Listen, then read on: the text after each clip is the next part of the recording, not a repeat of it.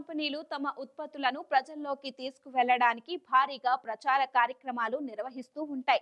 డిస్కౌంట్లు, ఆఫర్లకు తోడు టీవీలు, రేడియోలు, ఆన్లైన్లో రకరకాల ప్రకటనలతో వినియోగదారులను ఆకట్టుకునేందుకు ప్రయత్నిస్తూ ఉంటాయి. అలాగే స్టార్ హీరోలు, హీరోయిన్లు, క్రీడాకారులు, ఇతర సెలబ్రిటీలతో బ్రాండ్ అండర్స్మెంట్స్ చేయించి బిజినెస్ పెంచుకోవాలని చూస్తూ ఉంటాయి.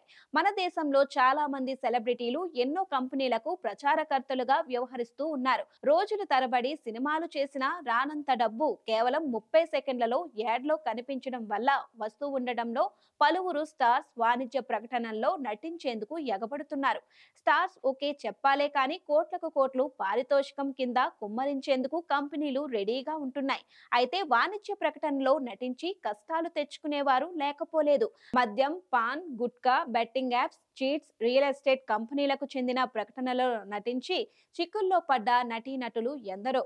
కొద్ది రోజుల క్రితం దేశాన్ని కుదిపేసిన మహాదేవ్ బెట్టింగ్ యాప్ కేసులో పలువురు సెలబ్రిటీలు ఈడీ కేసులను ఎదుర్కొన్నారు. తాజాగా తెలుగునాట బయటపడిన సువర్ణభూమి ఇన్ఫ్రా డెవలపర్స్ స్కామ్ లోను పలువురు స్టార్స్ పేర్లు బయటకు వచ్చాయి. బై బ్యాంక్ ఇన్వెస్ట్మెంట్ పేరుతో కోట్ల మేర తమకు సువర్ణభూమి యాజమాన్యం కుచ్చుటోపీ పెట్టిందంటూ బాధితులు పోలీసులను ఆశ్రయించారు. హీరోలు, ఇతర సెలబ్రిటీలతో సంస్థ పేరును ప్రమోట్ చేయడం వల్ల అది నిజమేనని నమ్మి మోసపోయామని బాధితులు కన్నీరు మున్నీరుగా విలపించారు.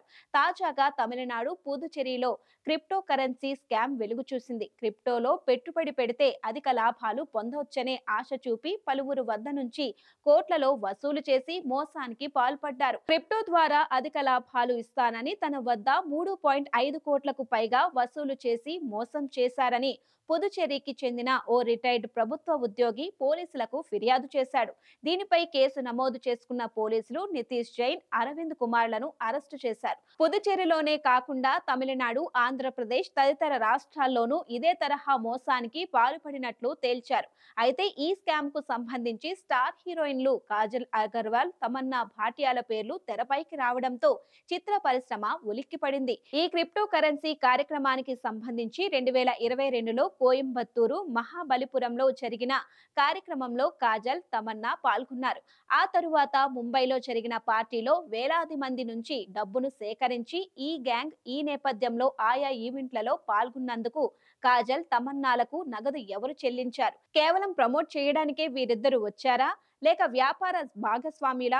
ముంబైలో జరిగిన పార్టీలో ఇన్వెస్టర్లను రప్పించడానికి కాజల్, తమన్నాలు ఎందుకు ప్రయత్నించారు అనే అనుమానాలు పోలీసుల్లో బలపడ్డాయి. కాజల్, తమన్నాలను విచారించాలని పుదుచ్చేరి పోలీసులు భావిస్తున్నారు. దీంతో పోలీస్ బృందం ముంబైకి వెళ్లే అవకాశాలు కనిపిస్తున్నాయి.